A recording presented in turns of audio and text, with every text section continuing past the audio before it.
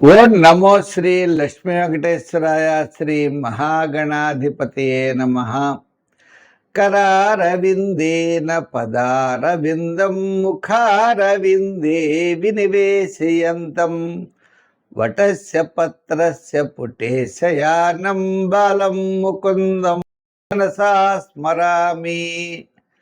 మనకి ఆగస్టు నెల కృష్ణాష్టమి, మరి రాబోయే శ్రావణ మాసం కదండి. చేత ఆ కృష్ణుడు మమ్మల్ని రక్షించుగాక. ఈ ఆగస్టు నెలలో మన రాశులకి ఏ విధమైనటువంటి ఫలితాలు చెప్పబడ్డాయి? అనుకూలంగా ఉంటే వేగంగా పెడతాం, అనుకూలంగా లేకపోతే దానికి పరిహారం చేసుకుంటూ పాజిటివ్ వైబ్రేషన్స్ డెవలప్ చేసుకుంటూ మనం మరింత శక్తితో మరింత ప్రయత్నంతో ముందుకు పెడతాం, విజయం సాధిస్తాం. అంటే జ్యోతిష్యం ఎప్పుడు కూడా మనకి విజయం సాధించడానికి ఒక మార్గదర్శకగా ఉంటుంది. అంటే నువ్వు ఇలా పెడితే నీకు మంచి జరుగుతుంది, ఇలా వెళ్ళొద్దు అని నిషేధిస్తూ ఉంటుంది. మరి జ్యోతిష్యం అనే పదానికే కాంతి అనే అర్థం. లైటింగ్ మనల్ని నడిపిస్తుందా? మనమే నడవాలి.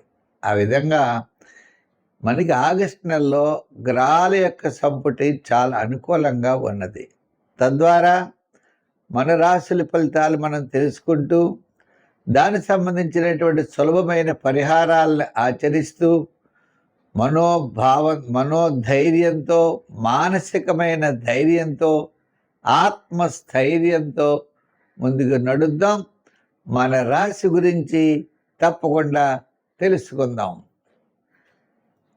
మిథున రాశి. ఈ మిథున రాశి వారికి మనం చూసినట్లయితే ఆగస్టు నెలలో చాలా అనుకూలమైన వాతావరణం ఉన్నది.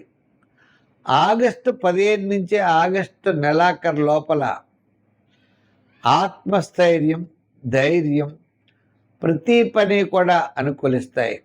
కుటుంబ, ఆర్థిక, సంతానపరమైన వ్యవహారాలు, డెవలప్మెంట్స్ అనుకూలంగా ఉన్నాయి. ఆగస్టు నెల వీళ్ళకి చాలా ప్రోత్సాహకరంగా ఉంటుంది.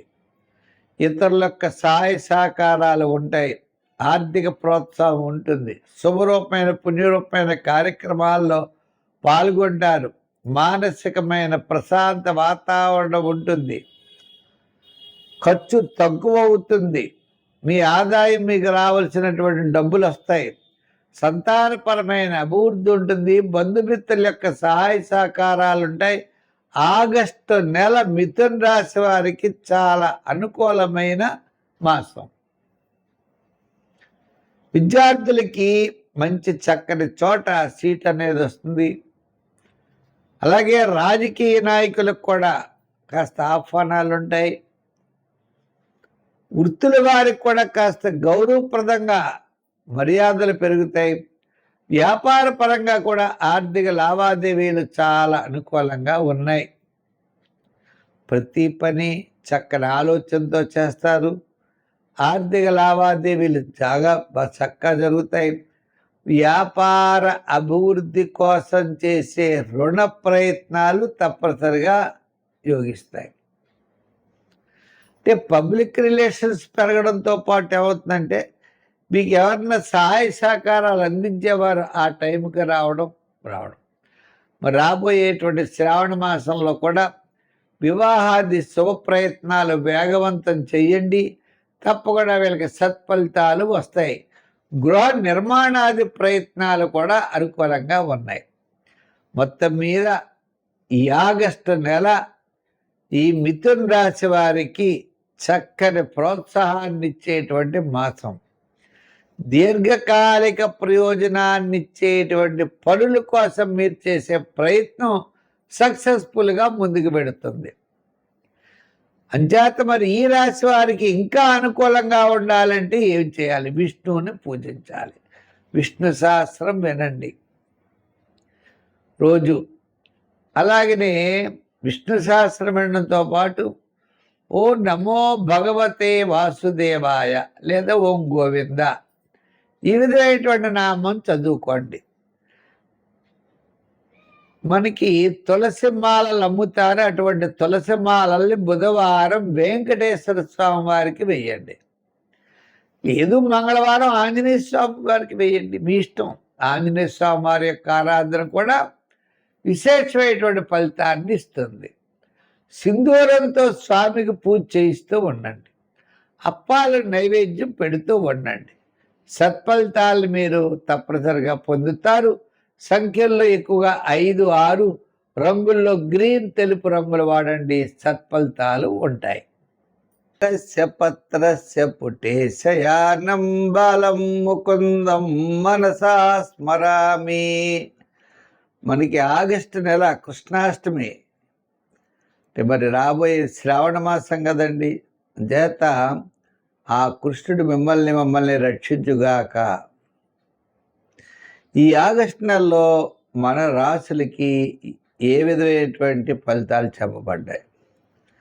అనుకూలంగా ఉంటే వేగంగా పెడతాం, అనుకూలంగా లేకపోతే దానికి పరిహారం చేసుకుంటూ పాజిటివ్ వైబ్రేషన్స్ డెవలప్ చేసుకుంటూ మనం మరింత శక్తితో, మరింత ప్రయత్నంతో ముందుకు పెడతాం, విజయం సాధిస్తాం. అంటే జ్యోతిష్యం ఎప్పుడు కూడా మనకి విజయం సాధించడానికి ఒక మార్గదర్శికగా ఉంటుంది. నువ్వు ఇలా వెడితే నీకు మంచి జరుగుతుంది, ఇలా వెళ్ళొద్దు అని నిషేధిస్తూ ఉంటుంది. మరి జ్యోతిష్యం అనే పదానికే కాంతి అనే అర్థం. లైటింగ్ మనల్ని నడిపిస్తుందా? మనమే నడవాలి. ఆ విధంగా మనకి ఆగస్టు నెలలో గ్రహాల యొక్క సంపుటి చాలా అనుకూలంగా ఉన్నది. తద్వారా మన రాశుల ఫలితాలు మనం తెలుసుకుంటూ దానికి సంబంధించినటువంటి సులభమైన పరిహారాలను ఆచరిస్తూ మనోధైర్యంతో, మానసికమైన ధైర్యంతో, ఆత్మస్థైర్యంతో ముందుకు నడుద్దాం. మన రాశి గురించి తప్పకుండా తెలుసుకుందాం.